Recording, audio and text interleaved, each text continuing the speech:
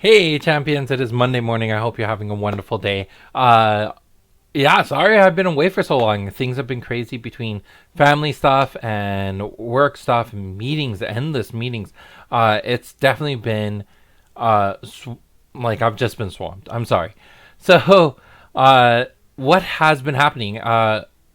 Cool thing is, over the past little while, there's been a lot of videos put out. I know I did a demo with Kitchen Table TCG. That was a lot of fun, and I hope you get the opportunity to go check that out. But I really hope that their community, if you're part of that community, you've gone to go learn how to play through that video. I did make one mistake where I forgot to draw at the beginning of our first round.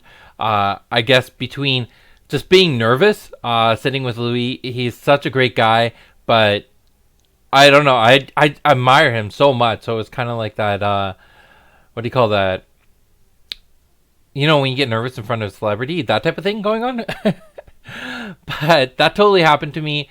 And then there was some videos that came out from Steve-O. He did a live stream on Thursday. That was super cool. Him and his daughter going over their top 10 cards in both Bellum and Thymos. And next week they're going to do they did Bellum and Axon, so Vadhis, and next week they're going to do Thymos and Chaos, which are more Steve-O's affiliations. So I'm excited to see how that kind of goes about and what top 10s that they come up for at that point.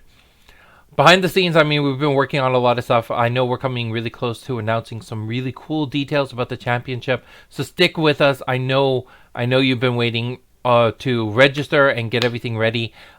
We are working really hard to make sure everything's in place. Hopefully this week we'll have better details for you. And then besides that, the last thing I want to mention is that we got the replacement foils. We talked about this a long time ago when J2 came out. There were some issues in the manufacturing process. We figured out what it was. We identified it. We worked on getting it fixed. We ended up getting replacement foils that do not curl. However, quite a few of them had scratches on the face of the card. However, not all of them do. There are a few that are in pretty good shape. So if you have foils that you want to get replaced, reach out to me. I'll see if I can get you replacements of those that are in good quality. I'll make sure I sleeve them properly so that there's no damages and that you can get those cards. So if you are interested in getting replacement foils, let me know. Email me. All that information's in the description to this video. All right, let's jump into our spotlight card of the day. So let me get that set up. Don't need that. Need this. Let's throw Subjugation Strike up on the screen. So let's start by breaking down this card. This is an 8-chi card, forward awareness, Bellum. It's a technique. It does action, heavy, holy, attack 5, which costs exert, and then swift cast 16 aura, and you deal 6 holy damage to a target in Substrike's awareness. The flavor text there from part 1. So welcome to Jalar, chapter 9. Artwork done by Philip and card design done by Lionel. So let's first start by looking at the artwork itself. Philip has a particular style he does with Fong, which I really enjoy. It's the like the blue fire really radiates in every piece he does.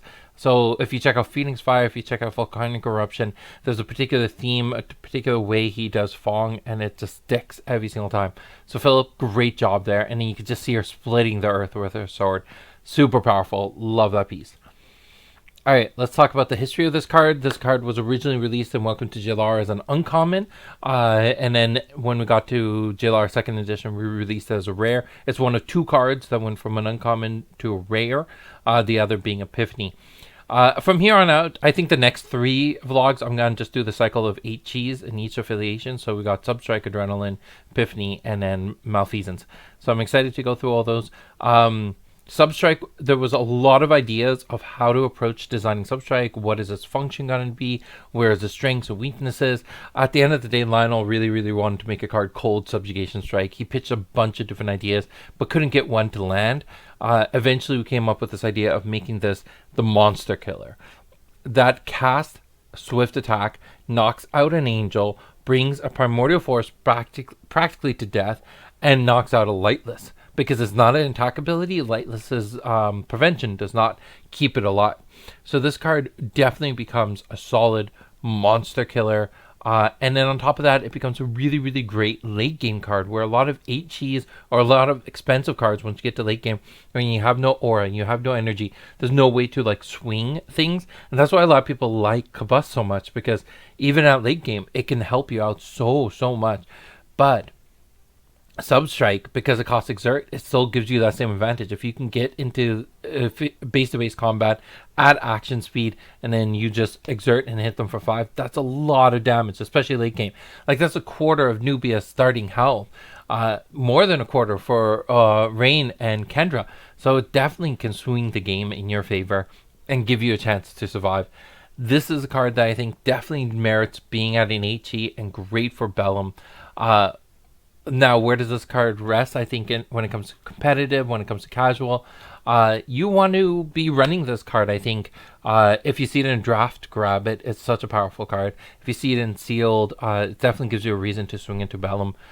It's going to give you answers to a lot of the major threats. So if you don't have the Angel, you don't have Primordial or Lightless in a draft, then grabbing this is definitely going to be a value add because it'll help you knock out those other creatures. So solid card in draft, solid card in constructed. I think we're going to see quite a few of these show up in the championship. If not part of the main timeline, you'll see this in the forethoughts because it just adds a lot to the game. It gives you the opportunity to swing the game at any moment, and that's what a powerful HE should do. All in all, I love this card. I think everything about it is definitely very, very powerful.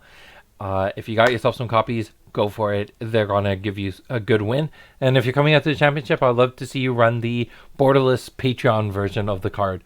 So that's everything I have to say about Substrike. Sorry for so many days off. I'm hoping to be more consistent. I don't know if you saw in the background, but rearranged my office. I reformatted my computer. Everything's kind of cleaned off. So now I'm trying to get back into the system of creating more content and being connected with you more often.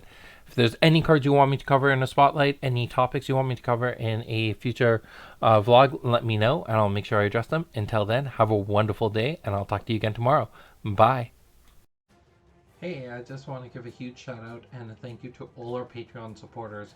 You help us so much when it comes to doing these videos, keeping the lights on here at Haunted Castle Gaming, but also just in general, a reminder every single day that we are doing this project for you, the Patreon members, for the players, for the community, and it's just a regular reminder that there are people out there that support this game. So thank you so much for all your support.